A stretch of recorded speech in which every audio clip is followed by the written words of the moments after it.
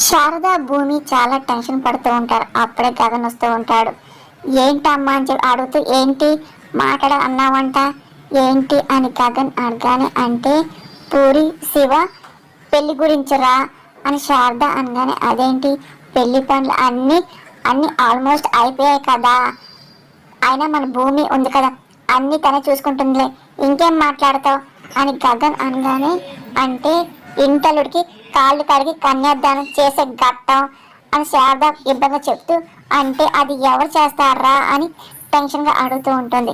ఇంకెవరు, నేను భూమి చేస్తాం కదా అని గగన్ అనగానే, ఆయన పూరి పెళ్ళికొచ్చి కన్యాదానం చేసే అవకాశం ఇవ్వరా అని శారద ఏడుస్తూ తన కొడుకు గగన్ని అడుగుతూ ఉంటుంది. ఇక గగన్ షాక్ అయిపోతాడు.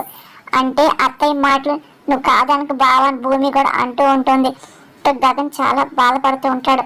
తన చిన్నాడు జరిగిన సంఘటన అన్ని గుర్తెచ్చుకుంటూ ఉంటాడు. చిన్నప్పుడు వాళ్ళ నాన్న కృష్ణప్రసాద్ తను ఎలా వదిలేసి వాళ్ళ అమ్మ నడు రోడ్డు మీద వదిలేసి వెళ్ళిపోయి అలా మీరని పెళ్లి చేసుకోవడం అంతా గుర్తెచ్చుకుంటూ ఉంటాడు. చాలా బాధపడుతూ ఉంటాడు. ఇంకా తట్టుకోలేకపోతుంటాడు. అలాగే ఆ తర్వాత అపూర్వ తన ఇంట్లో గెంటేయడం, తర్వాత చుట్టుపక్కల అందరూ వాళ్ళ అమ్మని తక్కువ చేసి మాట్లాడడం గుర్తెచ్చుకుని బాధపడుతూ ఉంటాడు. అక్కడ కృష్ణప్రసాద్ ఏమో వెయిట్ చేస్తూ ఉంటాడు. ఎప్పుడెప్పుడు గగన్ శారద ద్వారా పిలిపిస్తాడని చెప్పి ఎదురు చూస్తూ ఉంటాడు. పూరి బాధపడుతూ ఉంటుంది.